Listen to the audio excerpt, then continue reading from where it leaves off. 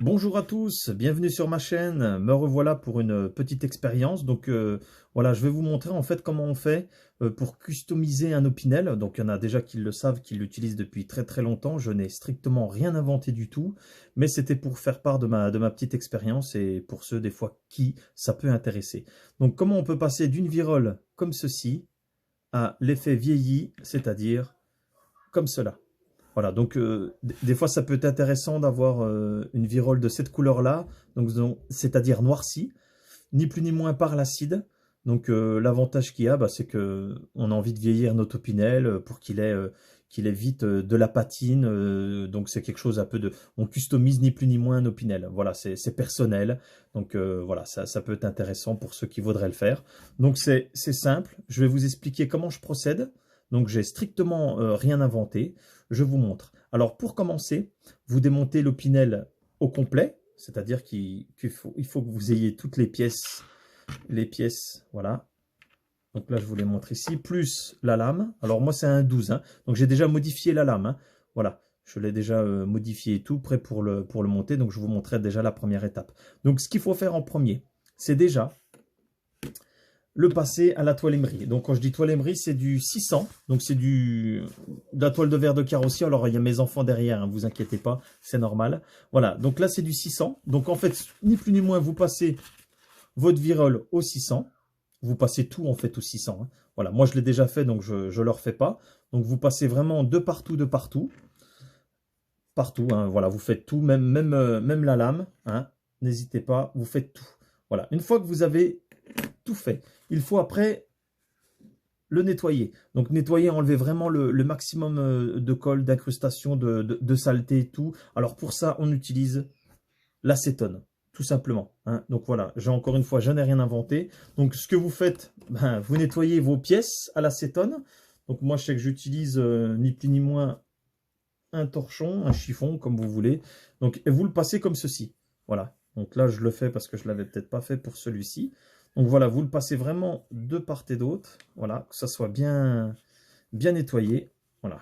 Comme ça, essayez d'avoir le moins possible de graisse ou pour que ça altère, que ça soit plus uniforme quand on passera l'acide. Donc après, une fois que ça c'est fait, vous prenez un petit récipient, donc du plastique ça va très bien, ou aussi du verre, comme vous voulez.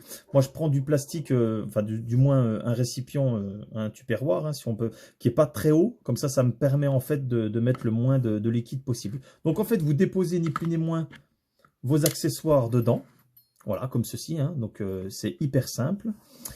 Et pareil pour la lame.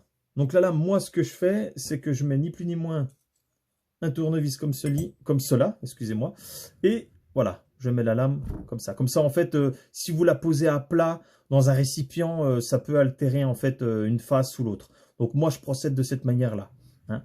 Donc par contre, le produit que je vais vous montrer pour donner cet aspect vieilli, hein, il n'y a pas 36 000 solutions. C'est soit l'acide sulfurique, donc c'est vraiment l'acide qui est le plus puissant, je crois, il me semble. Moi, j'utilise l'acide chlorhydrique. Pourquoi? Parce que c'est celui-là que j'ai trouvé dans un magasin. J'ai essayé de chercher l'acide sulfurique. Bon, j'ai pas été bien loin. J'ai pas trouvé comme je voulais, donc ça m'a saoulé vite. Donc j'ai dit, allez hop, je prends l'acide chlorhydrique et tout compte fait, on voit qu'il n'y a pas de souci, ça le vieillit aussi de telle manière. C'est peut-être un petit chouïa plus long, mais voilà, on a le même résultat à la fin. Donc pour moi, c'est ce qui comptait. Voilà. Alors par contre, à manipuler avec précaution, hein. Alors, une fois que vous... Alors là, je fais le test, hein. Je vous le mets dedans. J'aurais pu l'ouvrir avant. Voilà. Hop. Ça, alors, ça sent très fort. Ne pas s'amuser avec, hein. On est d'accord, hein. Donc là, vous le mettez dedans. Voilà. Vous le versez bien dedans. Il faut que ça soit totalement... Voilà, totalement rempli. Voilà. Il faut qu'il n'y ait rien qui dépasse, hein. Là, je ne sais pas si vous voyez, c'est pas évident parce que je ne suis pas... Je suis pas encore Steven Spielberg, j'ai pas ce qu'il faut pour... donc là, on voit la limite, hein. Voilà. Donc là, vous le laissez dedans. Alors, dans une pièce, par contre, ne laissez pas... Dans un atelier, si vous le voulez, mais il faut qu'il soit quand même bien aéré et faire très attention.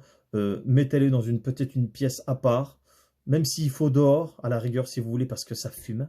Ça sent très mauvais et c'est quand même assez toxique. Ne pas inhaler, c'est très très dangereux. Voilà, donc là la couleur elle commence à changer, donc ça commence à verdir, on voit le vert qui sort. Et pareil pour la lame. Donc là, vous n'hésitez pas, vous mettez dedans aussi, que ça la remplisse totalement. Voilà. Donc là, moi, je m'en servirai plusieurs fois, hein. Là, je fais le test comme ça. Voilà. Une fois que c'est bien rempli comme ça, eh ben, vous laissez agir pendant au moins 4 heures. Voilà. Plus vous laissez, plus ça virera sur le foncé, donc le noir. Après, bon, au bout d'un moment, ça va pas devenir noir de chez noir. Mais ça a déjà cette teinte très grisée. Donc, vous pouvez le mettre 4 heures. Je pense qu'au moins le minimum 4 heures. Moi, je pense que 4 heures, c'est très bien. Vous pouvez faire 4 heures et puis après, vous le retirez et vous nettoyez à l'eau. Donc, je vais vous montrer à la fin à quoi ça va ressembler, hein. Je ferai une prochaine, enfin pas une prochaine vidéo, mais je le fais en plusieurs étapes. Donc là, je vais le laisser pendant 4 heures et on se retrouve après pour voir ce que ça donne. Et bien voilà, nous y sommes.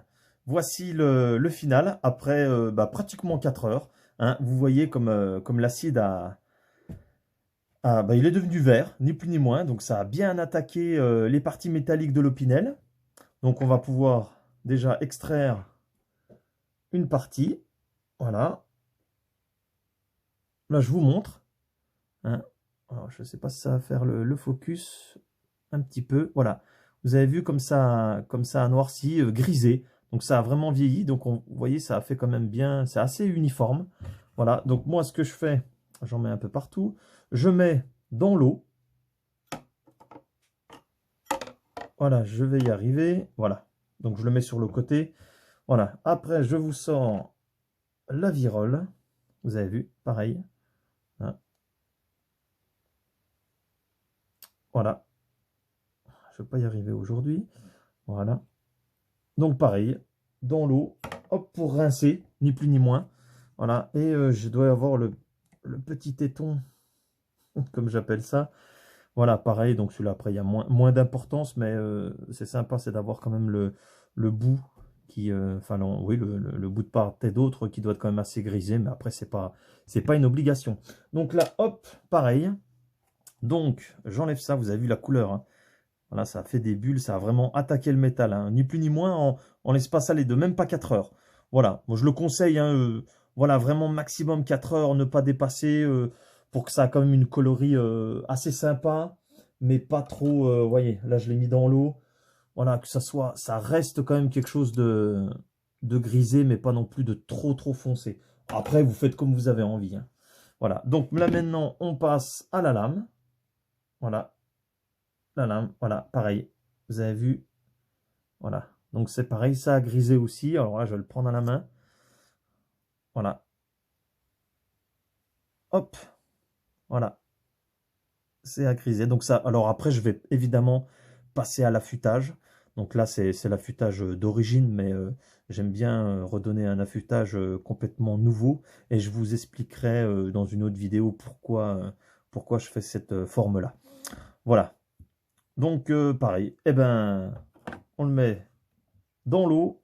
Voilà, je le laisse tremper, allez hop, quelques secondes. Et après, je retire. Donc là, je peux vous montrer. Après, c'est vraiment quelque chose de hyper basique. Voilà, puis après, ben, ni plus ni moins, vous essuyez. Ce que je voulais vous dire aussi d'autre. Regardez, j'essuie. Comme ça, vous verrez quand même ce que ça donne, on va dire, finalement. Alors là, je suis en train de respirer. J'ai mis quand même mon masque. Je vais le remettre un peu.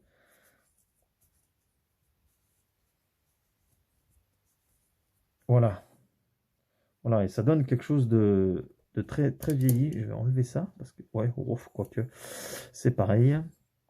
Voilà.